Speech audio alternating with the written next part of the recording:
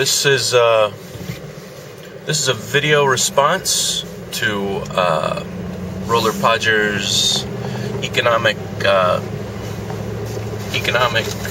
video debt ceiling cap extravaganza video.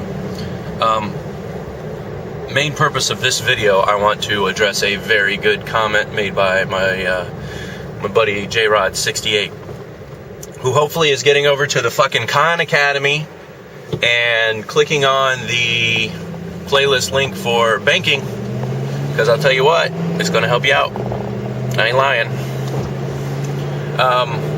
His question was, what happens flat out if we default on our obligations? Like, should your debt ceiling be reached and okay, we cannot apply any more debt? What happens then? The thing is, obligations have been made by acts of Congress and acts of the executive branch that have obligated us to certain payments.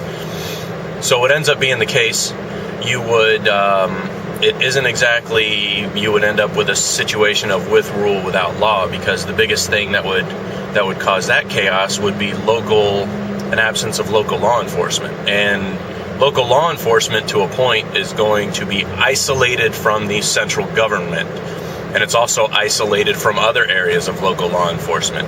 For example, my county's law enforcement officers can continue to operate within their jurisdiction regardless of what happens in Washington, D.C., or even something as close as, say, Hillsborough County for me. They can continue to operate because local law enforcement is, for the most part, decentralized, and they are the first line of defense for what keeps you safe from crime. I think that kind of goes without saying, but that's the main thing that's never been said to the well, we're going to get a with rule without law type situation. And those guys, because they're so decentralized, they're going to be hard to squash.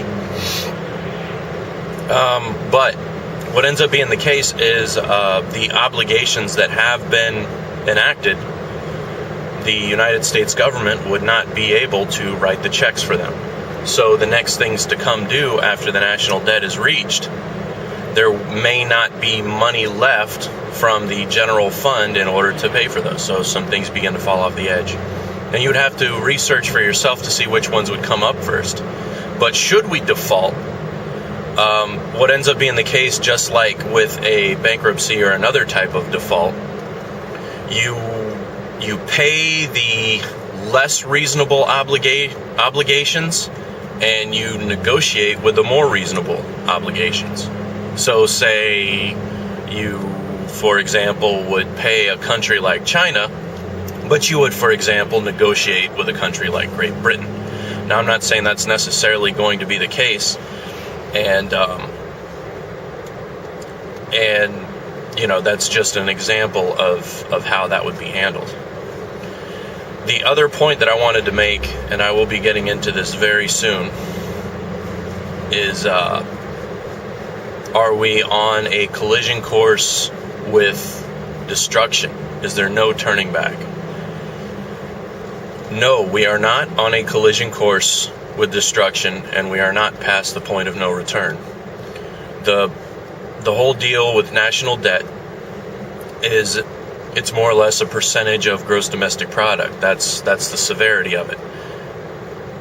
And it's not fully directly linked to unemployment. So, historically speaking, at the end of World War II, which all the spending of World War II and all the production and everything of World War II ended up leaving us with a national debt that was 120% of the gross domestic product, which is 30% higher than where we're at right now. And we managed to pay that down, as can be the case with this one. Now, the question of the hour is it time to do so, or, you know, what all would have to take place? But that's it for now. We'll be seeing y'all soon.